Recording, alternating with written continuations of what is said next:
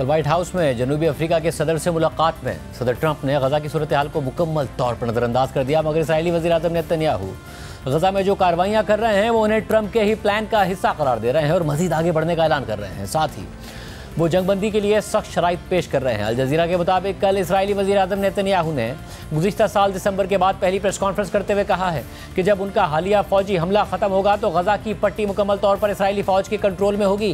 Netanyahu ने यह भी कहा कि अगर आर्जी जंगबंदी और यरगमालियों के तबादले का कोई मौका पैदा होता है तो इसराइल इसके लिए तैयार होगा। लेकिन इसराइली वज़ीर आज़म ने जंग के खात्मे के लिए कुछ शराइत पेश की, जिनमें तमाम यरगमालियों की रिहाई, हमास को गैर मुसल्ला करना, इसकी क़यादत को जिला वतन करना और इस मंसूबे पर अमल दरामद शामिल है जिसे अमरीकी सदर ट्रंप ने फरवरी में पेश किया था, जिसके तहत फ़लस्तीनियों को गजा से बेदखल कर दिया जाएगा।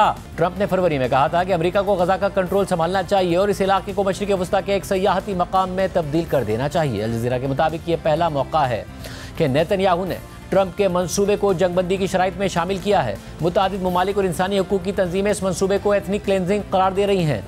इसके अलावा नेतन्याहू ने दावा किया कि मोहम्मद सिनवार मुमकिन तौर पर इसराइली हमले में मारे गए हैं। मोहम्मद सिनवार हमास के साबिक सरबराह याह्या सिनवार के भाई हैं। याह्या सिनवार गुज़िश्ता साल अक्टूबर में इसराइली फोर्सेस से झड़प के दौरान मारे गए थे। ताहम हमास ने ताहाल मोहम्मद सिनवार के मारे जाने की तस्दीक नहीं की है। वाज़ेह रहे कि रवा माह के आगाज़ में इसराइल ने जनूबी गजा के यूरोपियन अस्पताल पर शदीद बमबारी की थी, जिसमें तकरीबन 28 अफराद शहीद हो गए थे। इसराइल के इस हमले की आलमी बरादरी ने शदीद मजम्मत की थी। इस दौरान इसराइल ने यह जवाब दिया था कि हमले का हदफ मोहम्मद सिनवार थे, जो मुमकिन तौर पर गजा में हमास के सरबराह हैं। सारी सूरत हाल में गजा में इंसानी बहरान संगीन से संगीन तर होता जा रहा है। खाने पीने की अशिया ख़त्म हो गई हैं। लोग कतारों में लगकर पानी हासिल करने की कोशिश कर रहे हैं। लोग तबाहशुदा इमारतों में रहने पर मजबूर हैं और अब तो इसराइल अस्पतालों को भी पहले से ज़्यादा टारगेट कर रहा है। इस हवाले से कल हमने आपके सामने CNN, BBC, Al Jazeera, CBS, ITV और फ्रांस 24 समेत मुख्तलिफ आलमी मीडिया इदारों की रिपोर्ट्स रखी थी,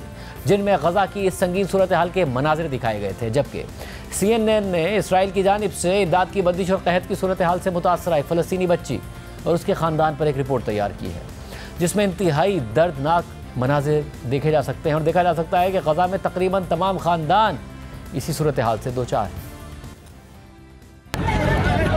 मेरे वालिद के साथ मेरे अलावा कोई नहीं, सिर्फ मैं हूँ जो पानी ले जा सकती हूँ। हमें सिर्फ पानी भरने के लिए घंटों इंतजार करना पड़ता है और अक्सर हम सिर्फ आधी बाल्टी ही पानी से भर पाते हैं। मैं मजबूत होना चाहती हूँ ताकि मेरे वालिद को अकेले सारा बोझ ना उठाना पड़े।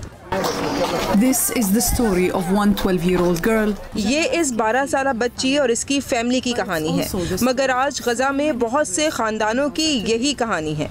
ये खानदान पानी और खाने की तलाश में मारे मारे फिरते हैं और अगर घर में कोई एक शख्स मारा जाए तो पूरे खानदान की मुश्किलात में नाकाबिले यकीन इजाफा हो जाता है। मेरे भाई ने खातून को मदद के लिए पुकारते हुए देखा। उस खातून के बच्चे बुरी तरह खौफजदा थे। वो उनकी मदद करने के लिए झुका तो एक स्नाइपर की गोली उसे आकर लगी, जो उसके सीने में लगी और निकल गई। ये देखिए, गोली उसके सीने से इस जगह से घुसी और देखिए यहाँ पीछे से निकल गई। हमने उसकी ये जैकेट उतारी, उसे दफना दिया। वो हमारा वाहिद बेटा था, उसकी मौत ने हमें तोड़ कर रख दिया है। अपने भाई के मारे जाने के बाद इस बच्ची जैरा ने जिम्मेदारियां संभाल ली और अपनी फैमिली की जिम्मेदारी संभाल ली।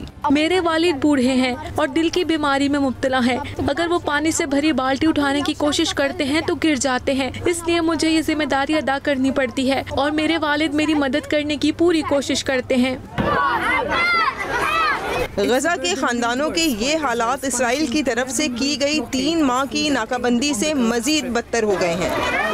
इसराइल का दावा है कि नाकाबंदी हमास पर दबाव डालने और मुग़वियों की बाजियाबी के लिए की गई है, मगर अभी तक इसराइल दोनों मकासद हासिल करने में नाकाम हुआ है और जितनी थोड़ी सी इमदाद गजा के अवाम तक पहुँच रही है, इससे गजा के अवाम फाका कशी के दहाने पर पहुँच चुके हैं। अक़वाम मुत्तहिदा के मुताबिक इसराइल का ये रवैया ज़ालिमाना और गैर इंसानी है।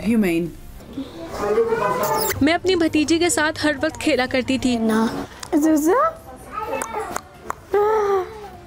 वो छोटी बच्ची भी ग़िज़ाई किल्लत का शिकार हो गई और उसका यहाँ इलाज ना हो सका। हमें बताया गया कि उसे यहाँ से निकालना पड़ेगा और ये उस वक्त हुआ जब उसकी हालत मरने जैसी हो चुकी थी। खुदा उस पर अपना करम करे। मैं चाहती थी कि कोई मेरी बच्ची के लिए दूध का बंदोबस्त कर दे। मैंने खुद खाना पीना और चलना फिरना छोड़ दिया था। मैं बाथरूम जाने के भी काबिल नहीं रही थी क्योंकि मुझे डर लगता था कि मेरी बच्ची गिर जाएगी। सुबह 5 बजे मुझे एहसास हुआ कि मेरी बच्ची का इंतकाल हो गया है। मुझे ऐसा लगा कि कोई मेरा कलेजा नोच कर ले गया है या फिर जैसे किसी ने मुझे खंजर मार मार कर मेरे जिस्म को छलनी कर दिया हो। मेरे जज्बात और एहसासात खुद मेरे कंट्रोल में नहीं थे। एक बच्चा पैदा हुआ और इस दुनिया से चला गया क्योंकि गजा में इस वक्त फाका कशी का राज है। सिर्फ 3 माह की ही जिंदगी थी उसकी। जंग से पहले गजा के अवाम इस इमदाद से गुजारा कर रहे थे जो सैकड़ों ट्रक्स के जरिए गजा में पहुंचाई जाती थी। अब जबकि इसराइली फौज पूरे गजा पर कब्जे का दावा कर रही है तो जो भी इमदाद यहाँ तक पहुँचेगी वो यकीनी तौर पर गजा के अवाम के लिए काफी नहीं होगी। आबिर सलमान, CNN, जेरूसलम।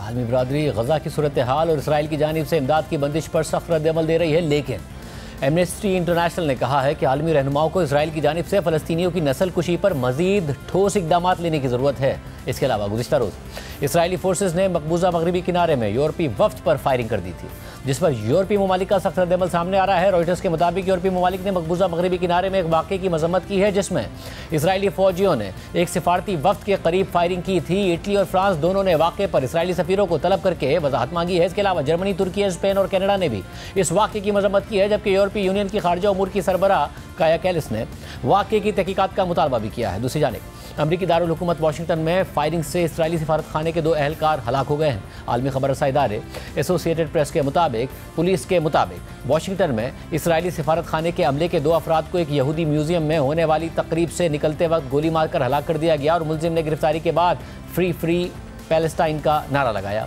कल शाम होने वाले इस हमले के बाद दुनिया भर में इसराइली सिफारती मिशंस ने अपनी सिक्योरिटी में इजाफा कर दिया है। तर्जुमान इसराइली सिफारत खाने ने कहा है कि इसराइली सफ़ीर वाक़े के वक्त इस मकाम पर मौजूद नहीं थे। अमरीकी सदर ट्रंप ने मुतासरीन के ख़ानदानों से हमदर्दी का इजहार करते हुए वाक़े को एंटी सेमिटिज़म करार दिया।